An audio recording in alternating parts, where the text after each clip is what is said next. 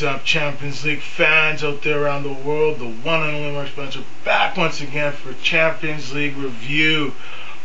Well, I forget what number I'm on now, but this series has been excellent. And for this day, we'll just call this one Champions League review for Friday, September the 21st, 2012 edition. Folks, September's here. Be able to watch some of the Champions League this past week was awesome. Some of the Europa League was very awesome. We saw some games that we have teams there that want to win the Champions League. We have these groups are very close. We had teams come back in games. You look at Juventus, they came back, tied the game with Chelsea. You look at Manchester City losing a big game to Real Madrid at home. Real Madrid was a home team.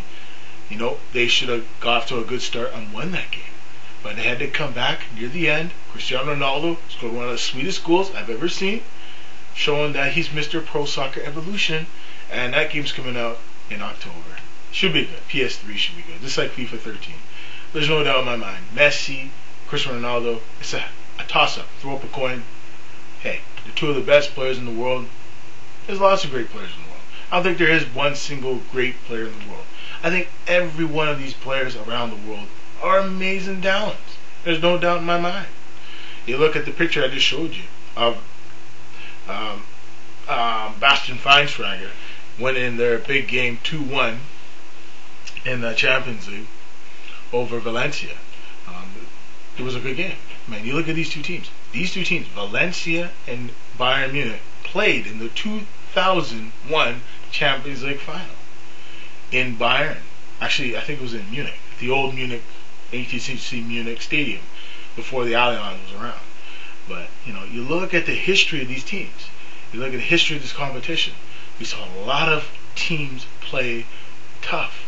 Look at AC Milan. They tied with Anderlecht. Anderlecht hasn't been this far in the Champions League in a long time. Now they're in the group stage. They got out of the playoff round. I think Anderlecht for real. They have some really good young players. Bukiani, he's a good player.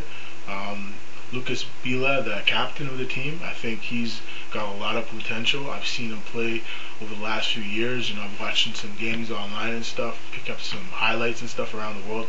And watching him play this past week in the Champions League, Bila is just showing why he's a great captain of this team. Inkmangani, here's a guy from Nigeria, Nigerian international that is a great mind for scoring goals. If I were to draw comparisons, this Inkmangani and Kanu, I draw comparisons to Kuba and Romelu, what's it called? Romelu. Okay, yeah, Romelu. He used to play for Chelsea. So when you look at the talent on show in this competition, you're seeing what I've been seeing for years. It's getting better.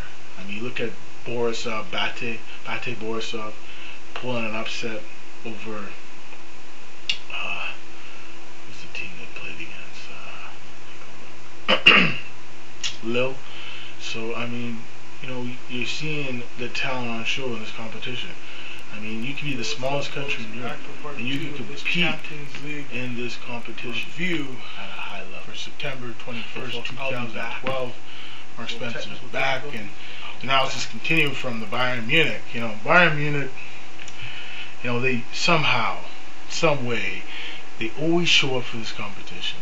They show that they have the passion, they show they have the desire, and they show that they belong in this Champions League competition.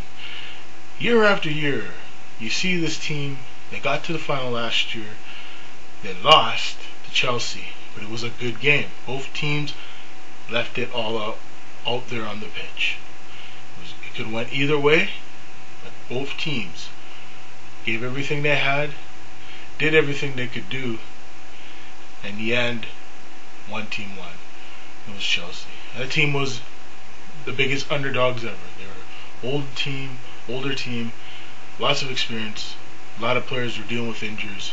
Torres wasn't doing too well that year. Drogba was just starting to get his legs going again. But now, look at Chelsea, are a much younger team. They have much new players. real inexperience in the Premiership. But you look at Bayern Munich. They pretty much have the same team. They just acquired a young player from Atletico Madrid and Javier Martinez. I think Martinez is going to help that team, especially in the forwards or the midfield pretty much. I think he's a midfielder. And I feel he's a great Spanish international that has great vision, has great ball control, can score from probably anywhere. He's no Messi, he's no Cristiano Ronaldo, but he's a good makeshift midfielder, even a center forward if needed. He could be used. I think he's a good player. I think he's going to be used the way when they used to have Santa Roca Cruz. I mean, when they had Santa Roca Cruz back in the day. I mean, he was that type of player that come off the bench, get them a couple goals, or maybe play a little bit. He wouldn't play too much, but they'd play him in different situations. So that's what I think they're going to do with Martinez. They're going to use him like a makeshift player, can play anywhere along the pitch. That's what they need to do, and that's what happened. That's what they're doing. So you look at Manchester United. They did pretty good in their game. Won 1-0. It was a pretty good game. It could have went either way. Who do they play again? Man U. Well, Man U, they played. Who did Manchester United play again? Actually, they played Galatasaray, one of the world's best teams. Beat them 1-0. Actually, I saw a little bit of that game, some of the highlights.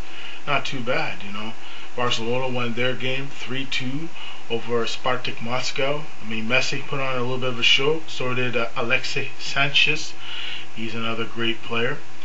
Lille lost big to Bate Borisov. What an upset. I took Lille to win that game, especially with Solomon Kalou. He said they're going to get off to a strong start in their Champions League debut. Actually, not debut, but like their Champions League game against Bate Borisov. But, they just didn't get the job done. They didn't score the big goal when it's needed. The goalkeeping was suspect. The defense was suspect. And as far as I'm concerned, when I look at the tally sheet, I think they looked over their competition, and you can never do that in this competition. You must always respect your competition. You must always strive to be the best you can be.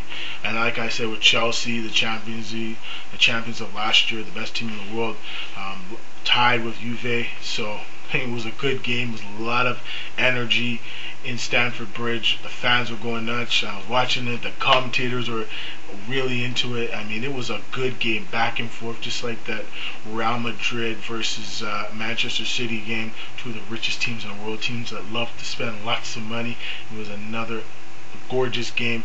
It was 3-2 for Real Madrid over Manchester City. So the Chelsea 2-2 game was good. Shakhtar Donetsk 2-0 over Norrlandi.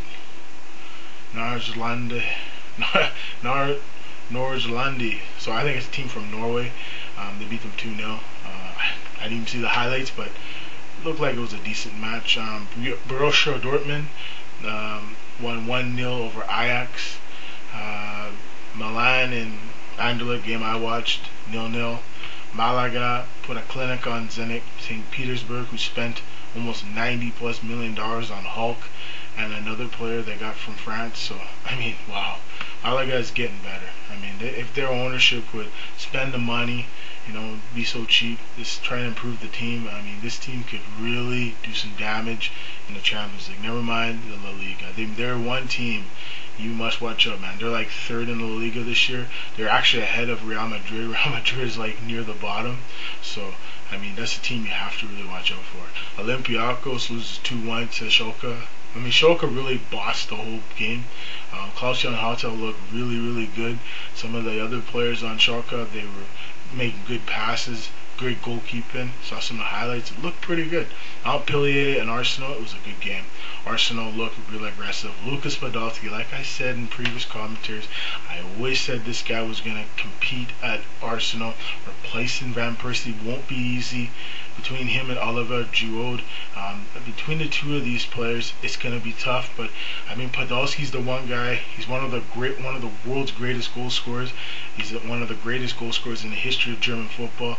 And far as I'm concerned, Lucas Podolski, in my book, he's world class. And if anyone has anything else to say, I don't know what they're saying, because here's a guy that knows how to score big goals when the game's on the line. He somehow gets it done. And you're going to see it this weekend. I mean, don't forget, they won 6-1 over Southampton last weekend. Coming this weekend, the game they play this weekend in the Premier League, I expect Lucas Podolski to maybe get a hat-trick. He's on a roll right now. Whatever Wenger's doing, it's working. Keep it going, lads. That's what it's all about. And there's another big game this weekend, Liverpool versus Manchester United. A huge game for Liverpool. They're near the bottom of the league. They look pretty good in their game on Thursday in the Europa League against young boys of the Swiss League. So, I mean, who knows what Liverpool will show up.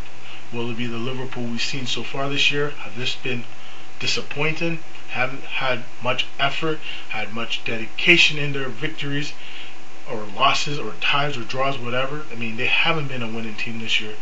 I think the win this past week in the Europa League, I think it will galvanize the players.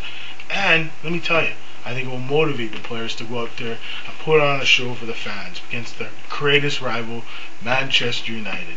When you talk about Alex Ferguson and the young Mr. Rogers, you got two guys here, one with tons of experience, one with not too much experience. The former Swansea manager, he's coming into this matchup between Manchester United and Liverpool. I mean, it's a huge game. And when you look at these players on the pitch, you can't tell me it's not intense. It's going to be intense. It's going to be a heck of a game. And watch out. Should be a good one. PSG beats up Dynamo Kiev 4-1. Well, Zlatan Ibrahimovic, he's starting to come around now, folks. The team is starting to get better in the French Ligue 1. I seen a game recently. They look very, very good. Positive play, real aggressive. Watch out for this team. They are back on track. And the last team I'm going to take a look at here is FC Porto. Looks like they're off to a good start in the league. I've seen some highlights. I mean, between them, Benfica, Sporting Lisbon. There's been some other teams that have really surprised some people in the Portuguese league. So, Portuguese league is starting to come up now. I think people around Europe, around the world, are starting to see it's a real good league with good talent. Around the world, they're starting to buy some of those players. So it's not like Brazil, but Portuguese football is just as good as Brazilian football, and the players are just as good as the players out in Brazil. So you gotta always take a look at what's out there. It's like shopping. Look for what's good and what's not good. That's all I got to say, folks. Thanks for watching the Champions League Review 2012. Mark Spencer's back. And folks, I'm going to keep these coming, man, because these are always fun to do. I love to talk Champions League, talk Premier League, talk Bundesliga, talk Italian Serie A, La Liga. Soccer reviews coming back probably Saturday, folks. I want to see you in the future. Keep watching. Keep enjoying your football. We'll see you in the future. Bye-bye.